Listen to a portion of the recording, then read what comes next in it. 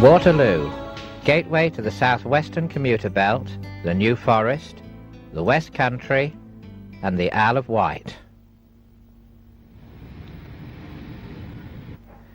By the mid-60s, Waterloo is the last major bastion of steam in the capital, and enthusiasts flock to see BR Standards and bullied Pacifics.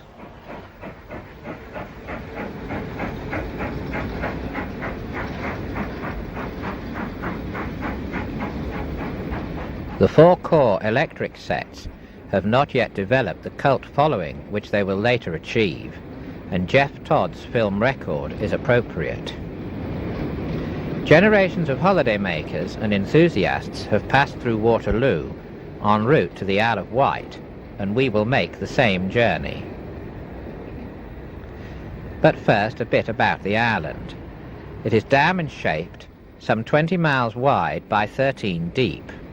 The three principal ports are Cowes at the apex of the island, reached from Southampton, Yarmouth in West Wight, reached from Lymington, and Ryde, a few miles to the east of Cowes, and served via Portsmouth. We shall travel on the Portsmouth route.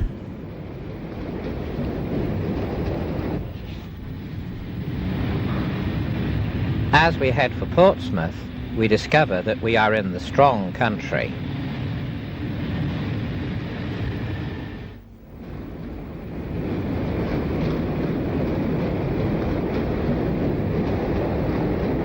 At Portsmouth Harbour Station, it is just a few yards to the steamers which will take us to the Isle of Wight.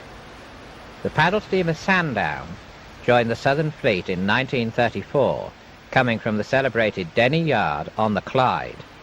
Her maiden voyage was appropriately from Portsmouth to her named town of Sandown, but she was ordinarily employed on the Ryde services. She could accommodate 900 passengers and was capable of 14.5 knots. When Geoff Todd filmed her in 1965, she was nearing the end of her life and was to be withdrawn the following year. During the war, the Sandown and her sister ship, the Ryde, were taken over by the Admiralty for service as minesweepers.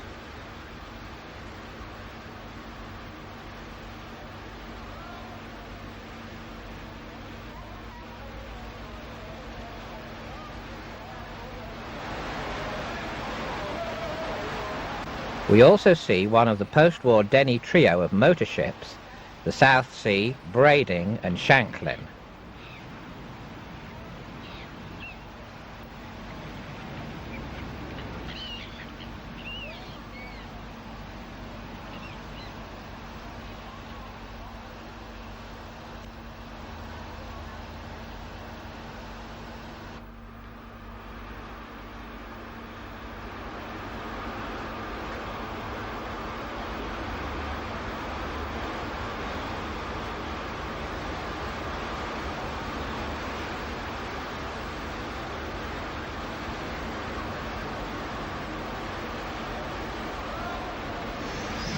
Until the 1960s, the combination of the Adams O2 tank, such as 33 Bembridge, and the graceful paddle steamers made Ryde Pier Head a magnet for steam lovers.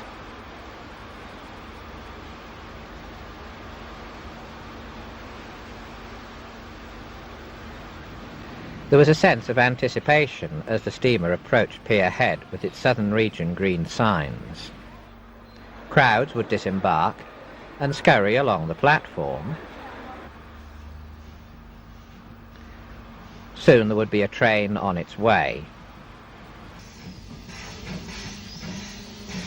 But there would be another train before long.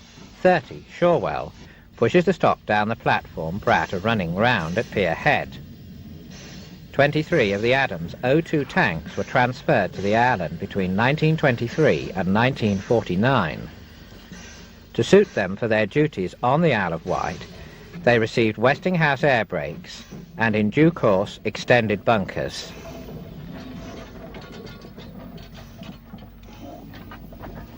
There was plenty of activity at Pier Head, with stock backed out, locos running round, then backing the stock partway into the platform to water, and finally propelling it in. Well into the 1960s, the engines were kept in lovely condition.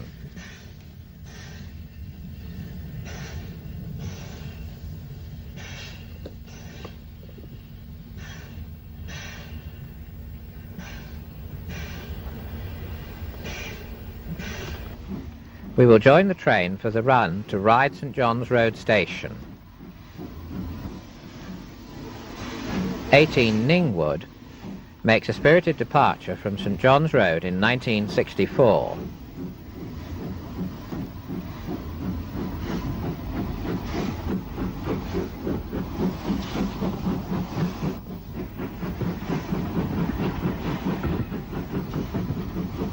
With the demise of Newport's shed, St John's Road looked after the loco fleet. The works were on the opposite side of the line.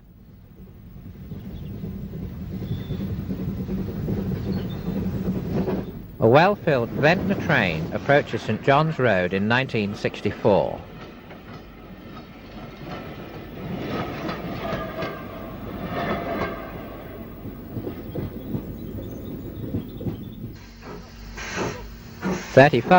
Freshwater, one of two 044 tanks to carry motor fittings, departs for Pier Head.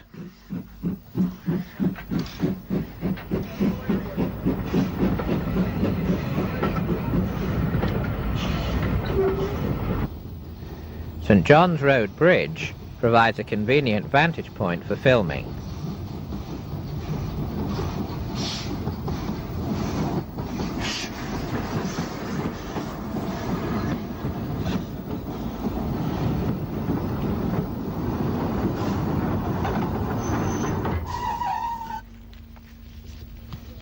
"26 Whitwell comes off shed at St John's Road.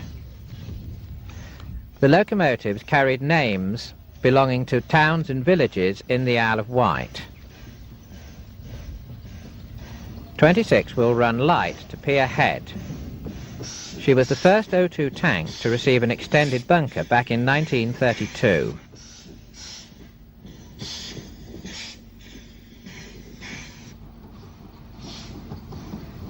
Number 32 Bonchurch is in her last season as she enters St John's Road en route to Pier Head in 1964. This film record is from John Laird.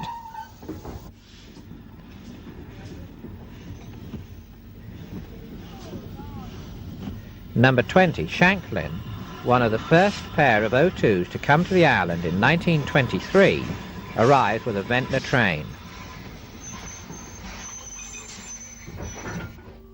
At the other end of the station, another service leaves for Pier Head.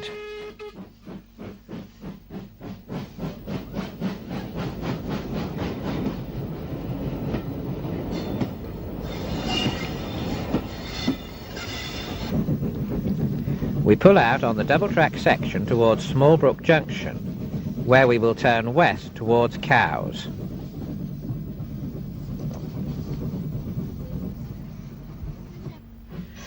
"26 Whitwell loose shunts her coaches down the platform prior to running round.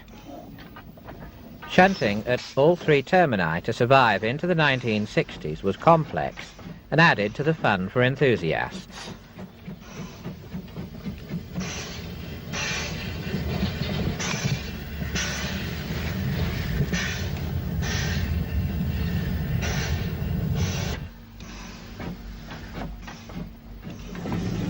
Stock was gravity shunted back into the platform, and the locomotive would follow in to couple up.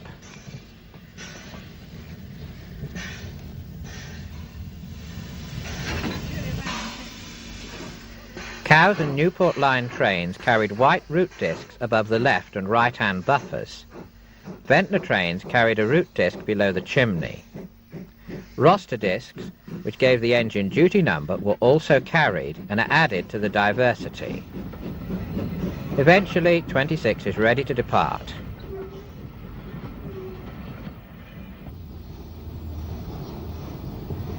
Number 22, Brading, arrives with another service.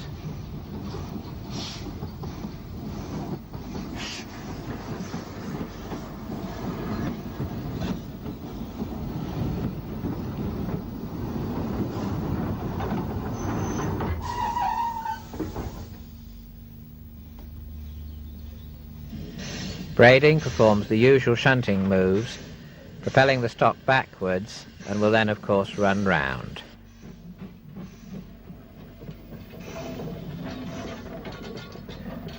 With years of use, many of the root discs had become rather grimy and weathered.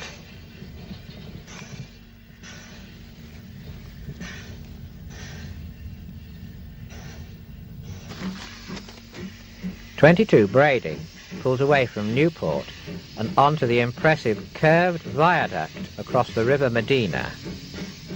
Major roadworks have obliterated every trace of the railway in this area.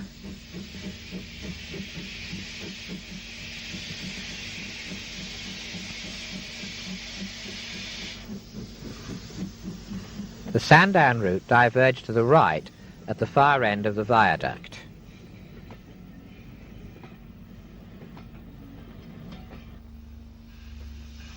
Number 29, Alverstone, enters Newport with a coal train from Medina Wharf, for coal continued to be moved by rail well into the 1960s.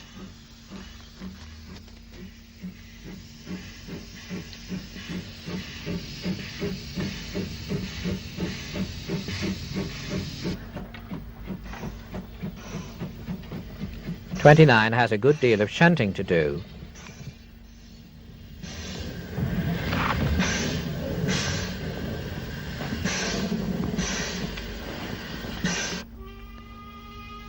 As no new wagons had been delivered to the Isle of Wight for many years, traffic continued to be handled in old wooden-bodied wagons, was one of the last places on British railways where such vintage stock was to be seen.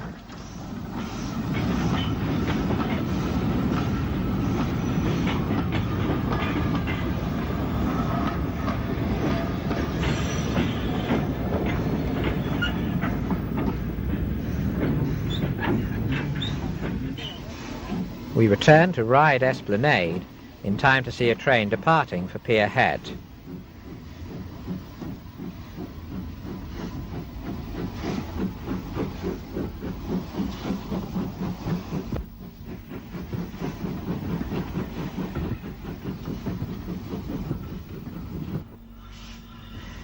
"26 Whitwell comes in from Pier Head en route to Cowes.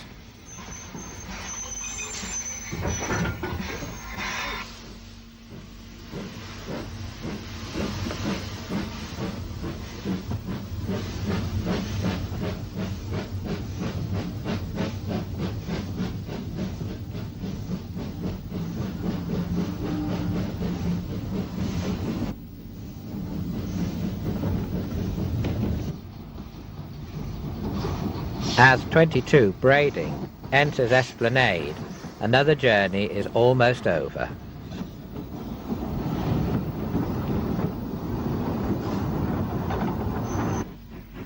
It is time for another trip with a quick look at Ryde St John's Shed.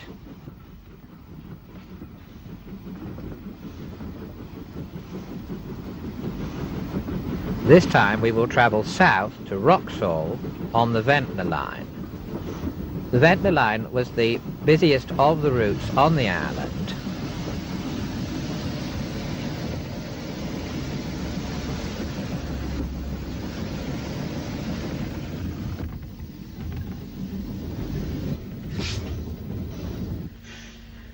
With the intensive services, trains frequently crossed at Wroxall.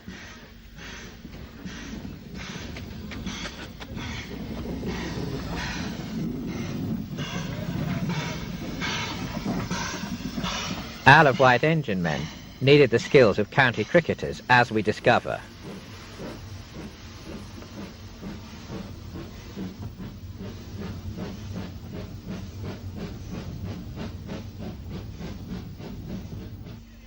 Journey's end is Ventnor, where number 21, Sandown, will water before running round. One platform had normal access, but a second island platform had neither a footbridge nor a subway.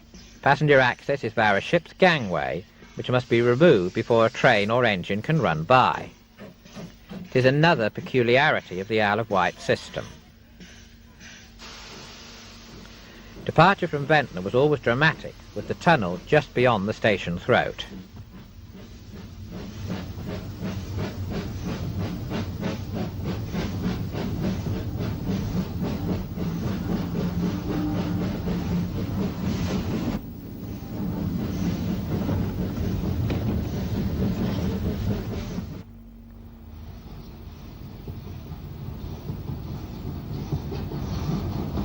Number 29, Alverstone, bursts out of the single-bore tunnel through St Boniface Downs and into Ventnor Station.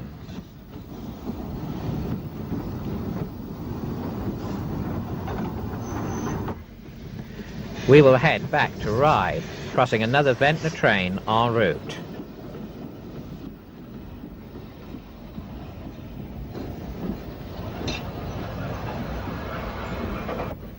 At Ryde, we return briefly to the St John's Road overbridge.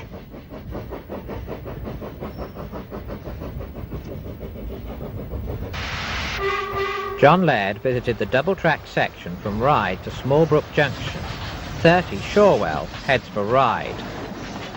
In winter, Smallbrook Box was switched out and the two lines were worked as parallel single tracks from St John's, reducing line capacity but saving on manpower. 29 Alverstone heads for Ryde.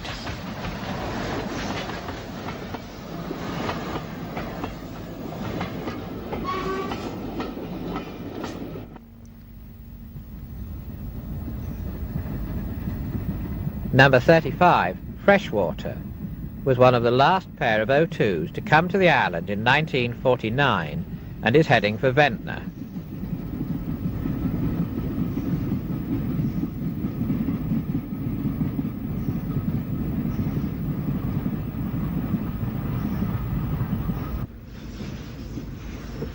"32 Bonchurch calls at St John's Road before pulling away for Pier Head.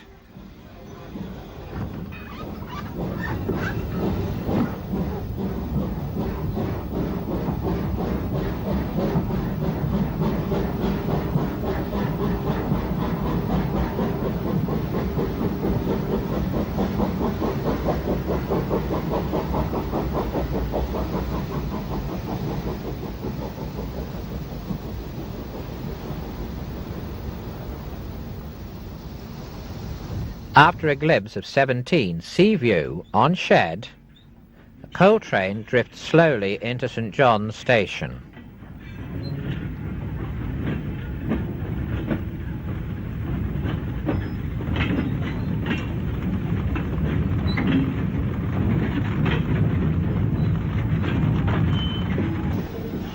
We will join a train for Pier Head,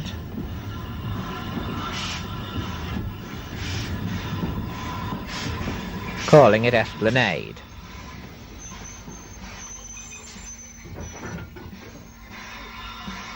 At Pier Head, number 22 Brading will propel her stock clear of the crossover before running round. The Westinghouse pumps made a characteristic panting noise, which added a great deal of charm and interest to the island's railways.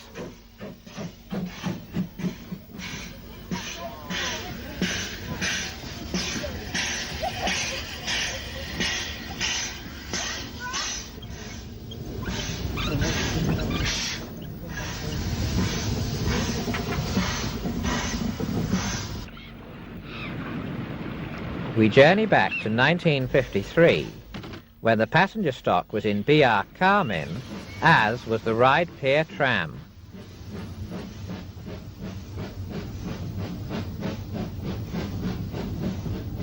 It is not yet summer, and Smallbrook Junction is switched out, the crossover dull and the signal arms removed. At Sandown, there's plenty of stock in the sidings adjoining the Isle of Wight Central line.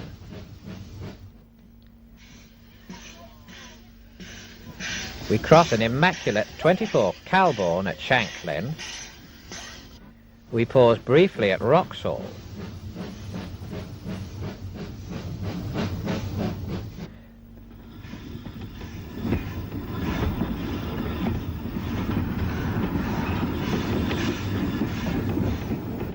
At Ventnor we have a real treat with some of the few known film clips of number 19 Osborne, withdrawn as long ago as 1955. The Bembridge branch train arrives at Brading. We'll run round.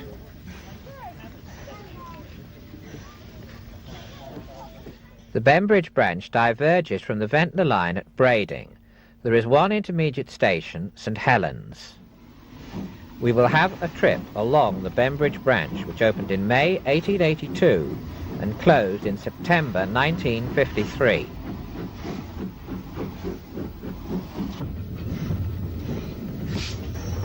The intermediate station, St Helens, was an impressive location.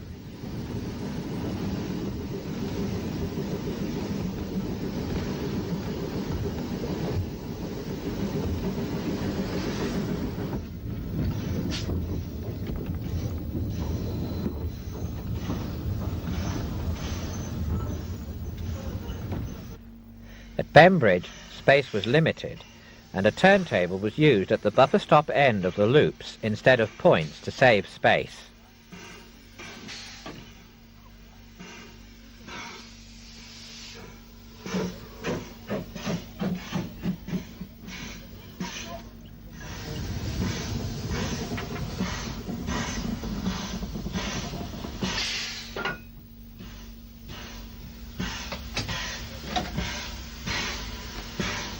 The line was built by an independent company, but worked from the outset by the Isle of Wight Railway and taken over by that company later on.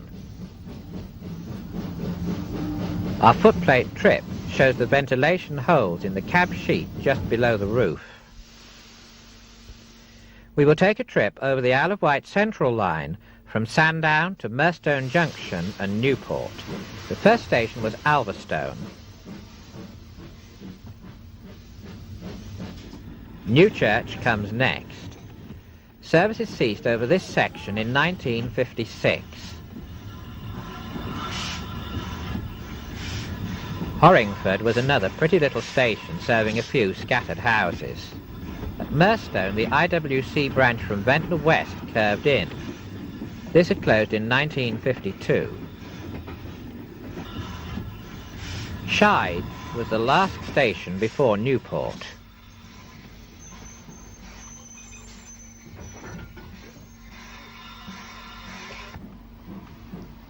The junction with the Ryde line at Newport was on the viaduct east of the station.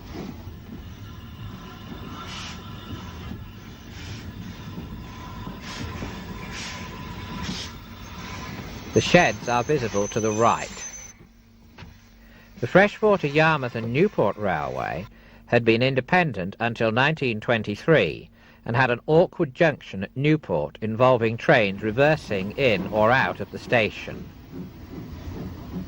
The departure was on a sharp curve. Freshwater, due to close within a few months, looked dingy.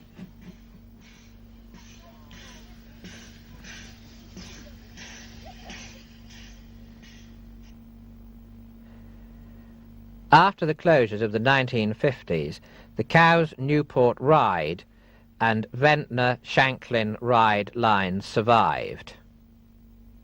A growing number of enthusiasts were to visit the island, and modern forms of transport had made their appearance. The hovercraft terminal was at Esplanade Station. Esplanade provided a splendid vantage point to look out towards Pierhead Station.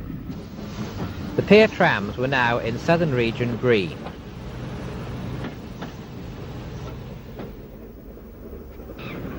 A Ventnor train is approaching Esplanade.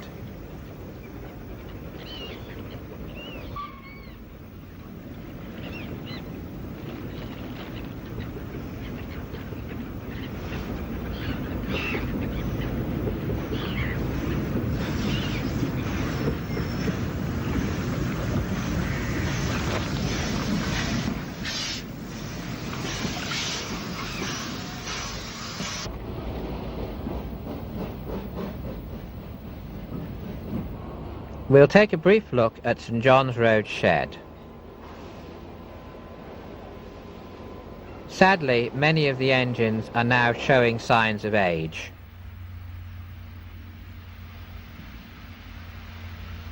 A Ventnor train is climbing away from Ryde St John's, her destination clearly indicated by the route discs.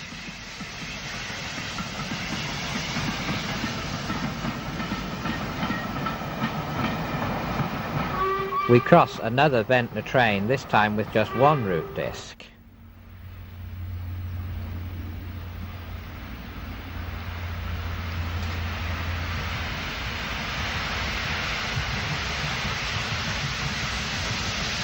Ryde St John's approach. Number 35, Freshwater, picks up the staff at speed at Smallbrook Junction. How did this fascinating system evolve?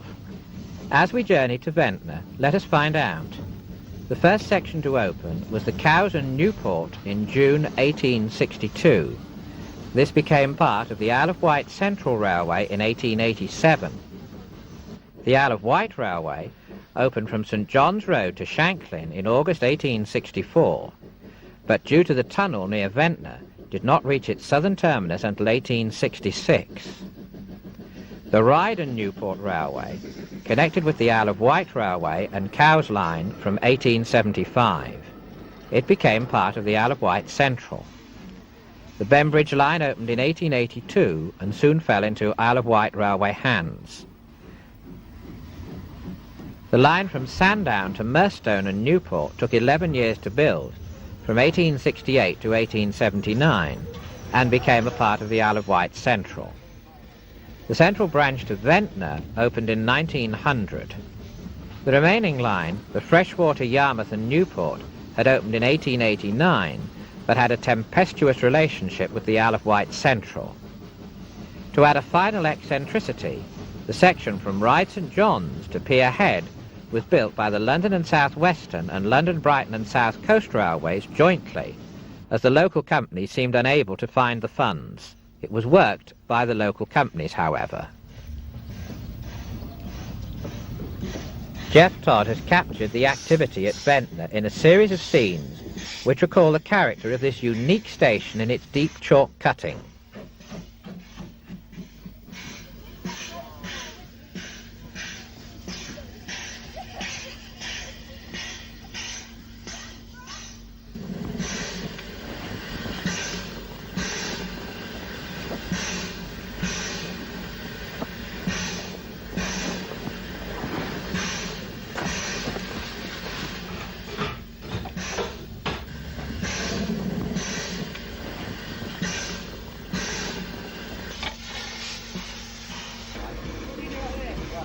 Ventnor Tunnel, although it has not seen trains for many years, continues to serve a useful purpose for public utility services.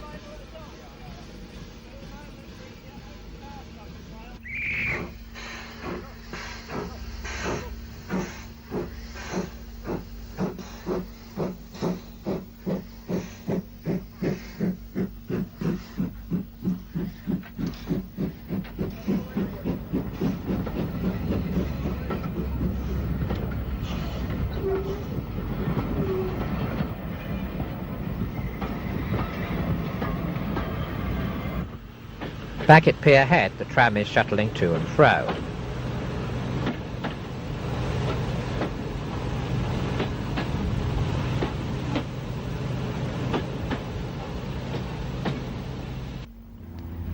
By 1965, the railway is showing signs of weariness, but engines still have a hard task and will continue to work until electrification of the Ventnor route as far as Shanklin is completed. The rest of the system is doomed to abandonment.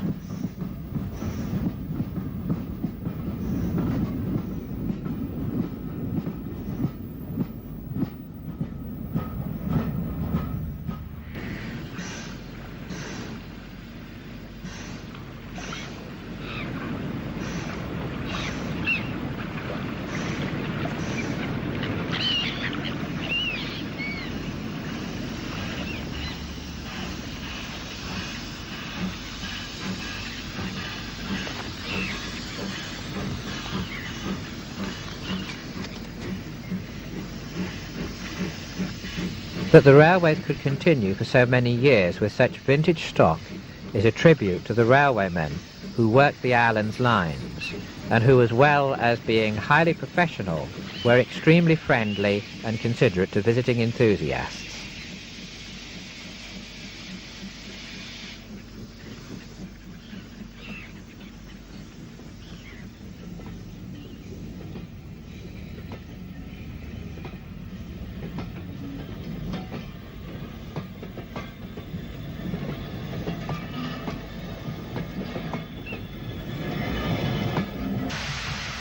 "26 Whitwell heads south with another Ventnor working, her smoke box badly rusted.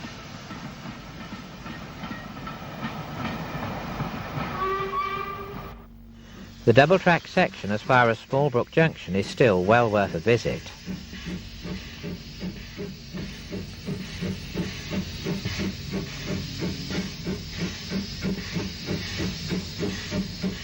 The passenger stock was in Southern Region green, and was all maintained at Ryde Works. To see the carpenters maintaining vintage stock of this age was a fascinating experience. Whitwell approaches Smallbrook with a Ryde train.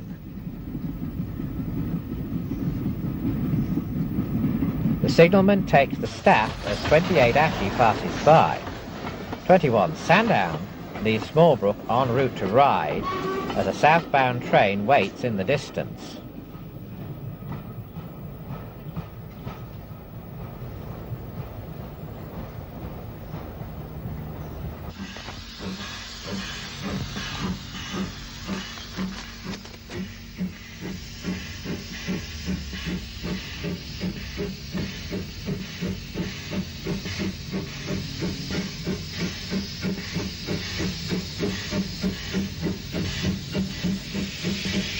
Cowes train, with number 30, Shorewell, diverges onto the Newport line at Smallbrook Junction.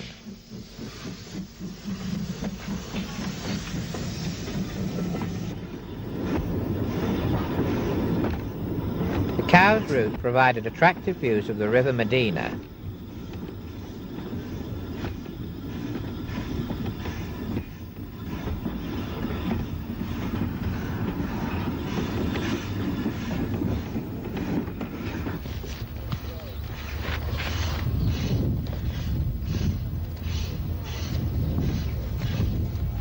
The footbridge at Cowes, which spanned the platforms, was not for passengers at all, but was to maintain a public right-of-way which crossed the station site.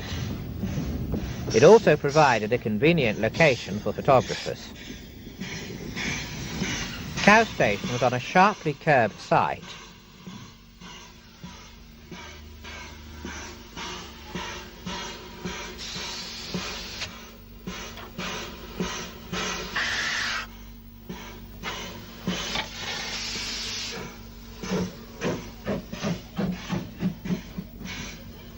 Once more, coaches are propelled aft, but it will not be for much longer that we can witness these scenes.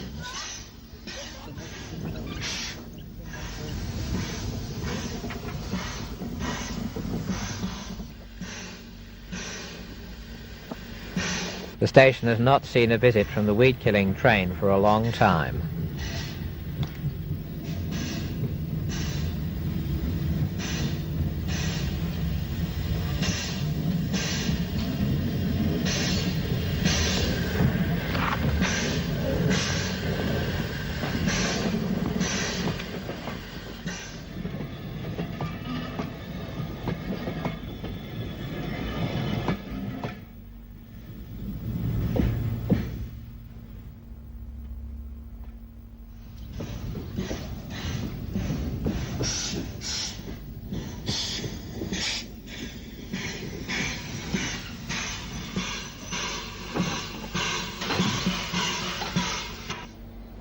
The station is approached by narrow streets, typical of Cowes, a quaint but delightful town.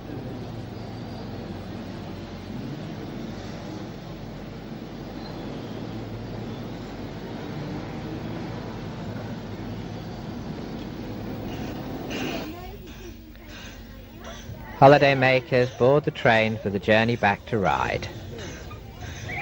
Soon it is departure time.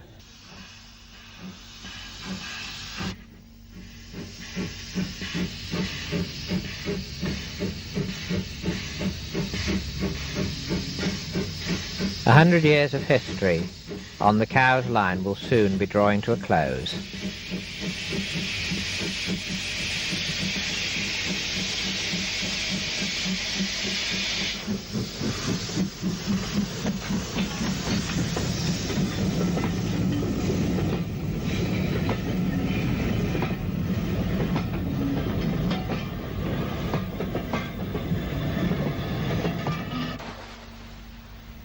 Although the system was run down, it still offered plentiful opportunities for the photographer, as at Sandown, where the line ran beside a park near the cliffs.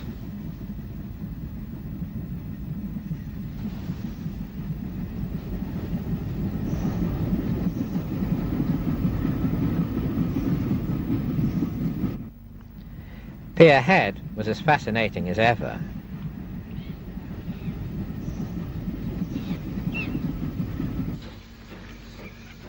The low evening sun makes an evocative scene.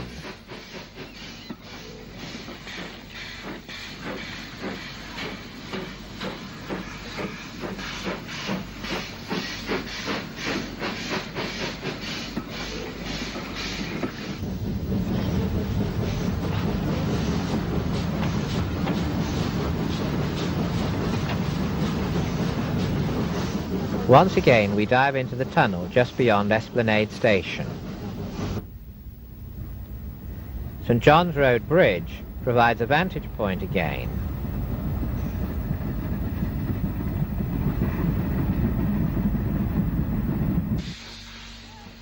Turning the other way, we look to St John's Box and the bracket signal which controlled movements at the south end of the station.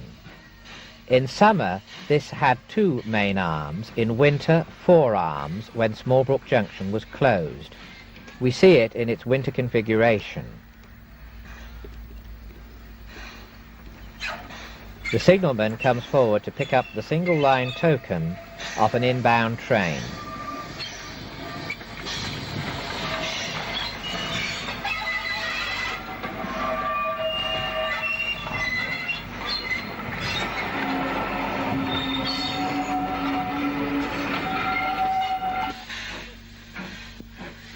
Double track was installed by the Southern Railway between Brading and Sandown to facilitate handling the heavy services on what was otherwise mostly a single track system.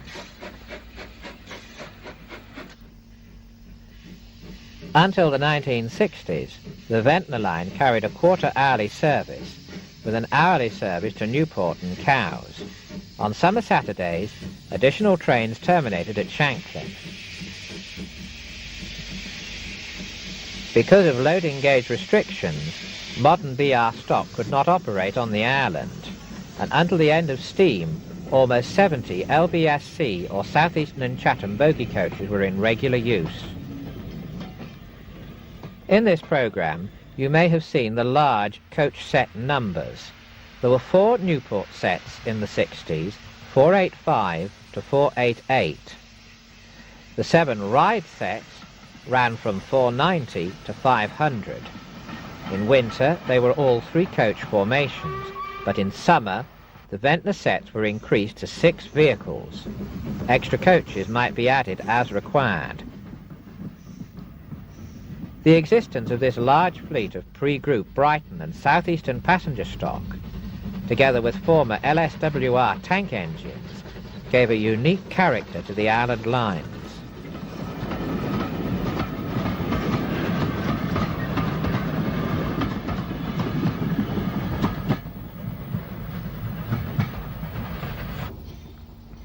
The road bridge at Wroxall provided an attractive vantage point as a train heads towards Ryde.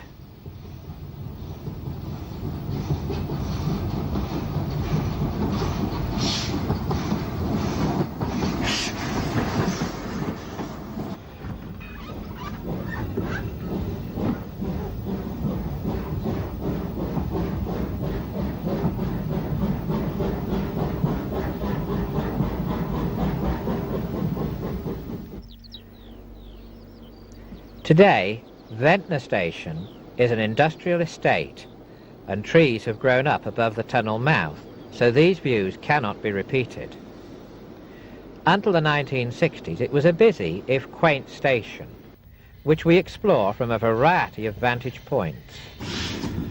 One oddity was that many of the coal merchants had their offices in caves in the cliff face. Some of the caves remain in use today.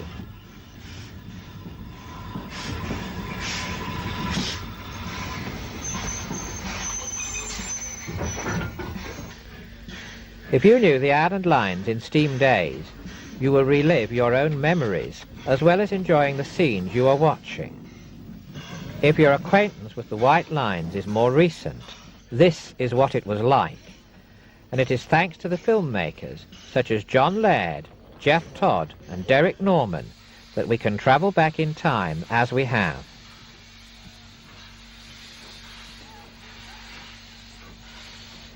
Quite a lot of climbing work was involved in getting these scenes.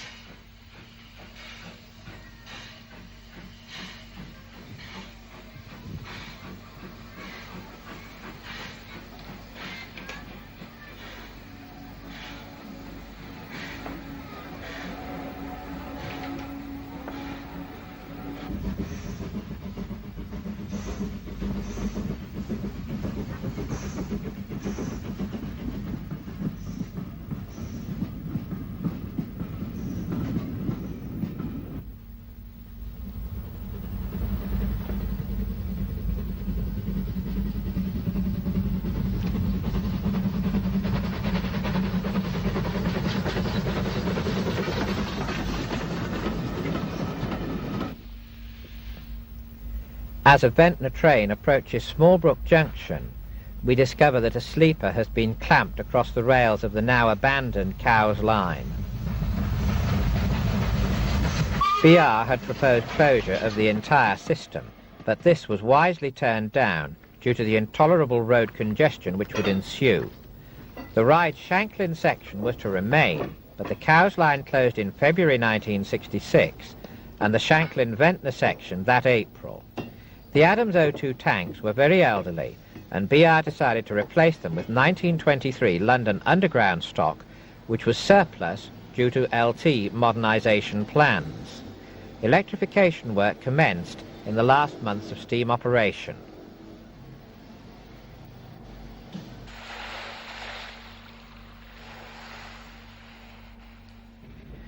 We will visit the Clapham area to see the new stock during trials prior to transfer to the island. The 1923 LT stock was marshalled into 4 or 3 coach sets, amusingly classified as 4 Vec or 3 Tis, recalling the Latin name for the Isle of Wight, Vectis.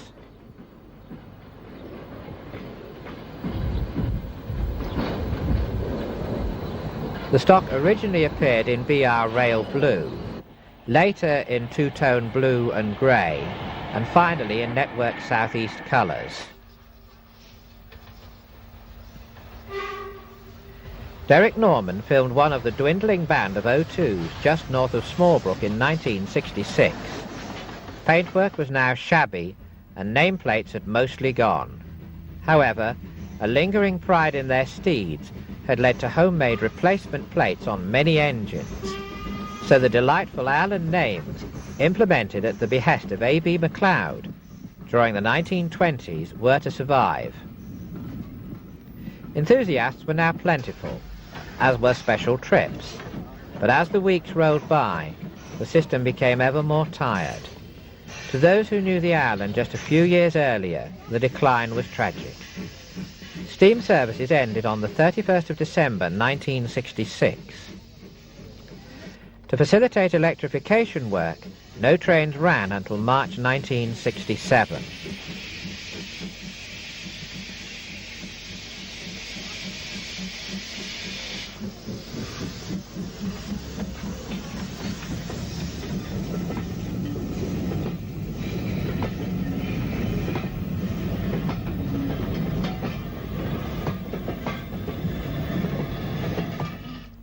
The new era dawns. Briefly, the paddle steamer Ryde could still be seen. The signal box survived at Ryde Pier Head for a while, and the station was still a hive of activity.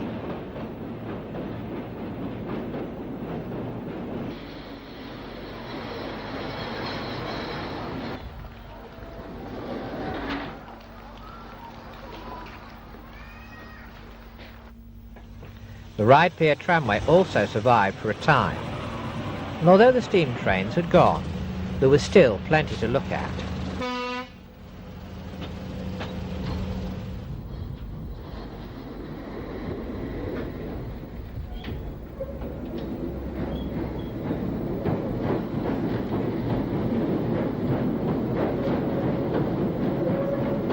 Semaphore signalling was still in use at Pier Head.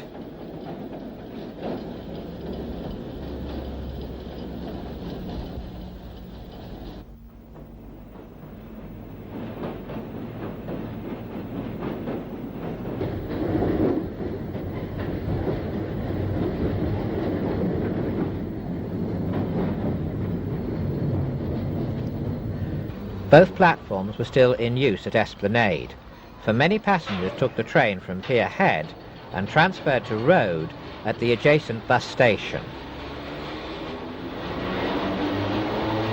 Beyond Esplanade, the underground sets became underground once more, as they dived under Ryde through the tunnel. This has always been a restricting feature of the stock which could work on the island.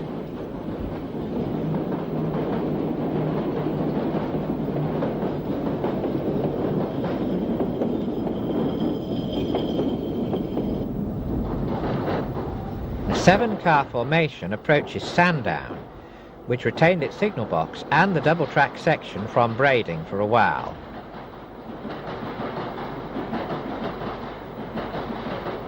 A red disc was used in place of a tail lamp. Southern influence remained strong.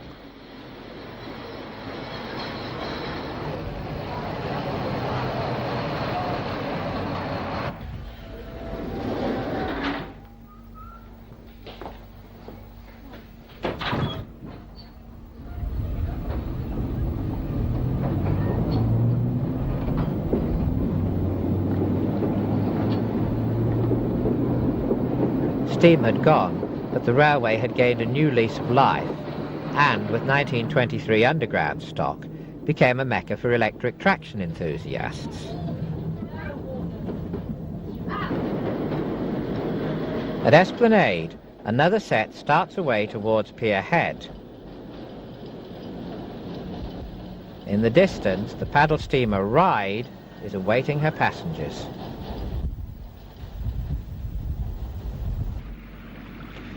Much has changed, but Ryde was to delight enthusiasts for a little while to come.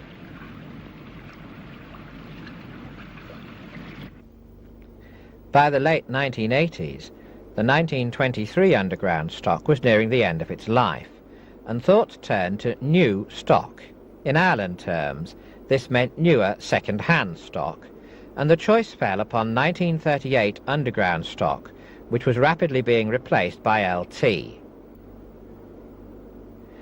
An impressive inauguration ceremony was arranged at Ryde Pier Head to welcome the new stock, which was resplendent in full Network Southeast colours. Needless to say, this included breaking of the ceremonial banner.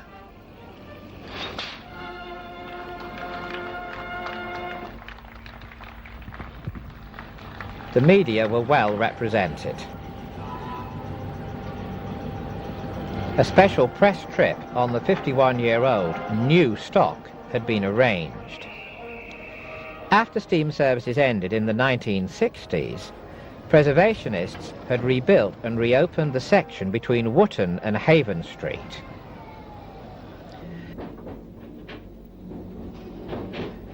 With friendly relations between Network South East and the Steam Railway, the preserved line was to extend to Smallbrook Junction, where a new station was to be built. An unveiling ceremony took place.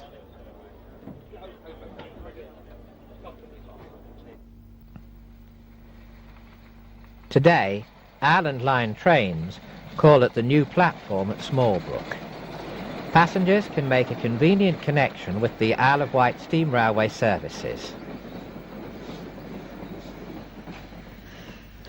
These reached Smallbrook in 1991.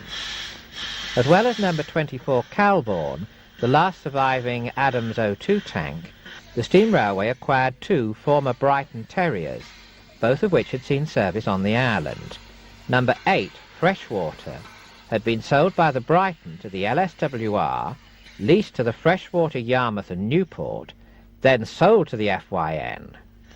It came into southern ownership, returned to the mainland in 1949, and after service at Hayling Island, became a static attraction at a pub. She was finally restored as number 8 Freshwater, a truly remarkable career for a fascinating locomotive.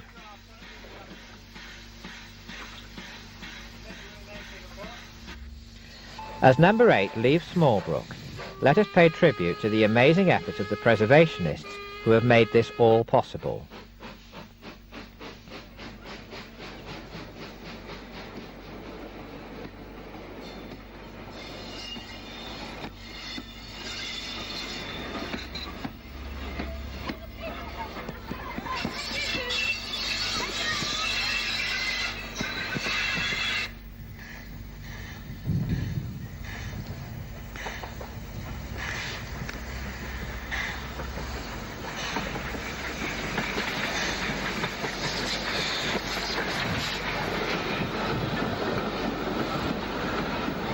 Ashley Station owes its present form to a BR rebuilding due to subsidence of the old platform. The original Ryde and Newport Railway Station buildings still survive as a private residence. Haven Street, headquarters of the preserved line, in 1994.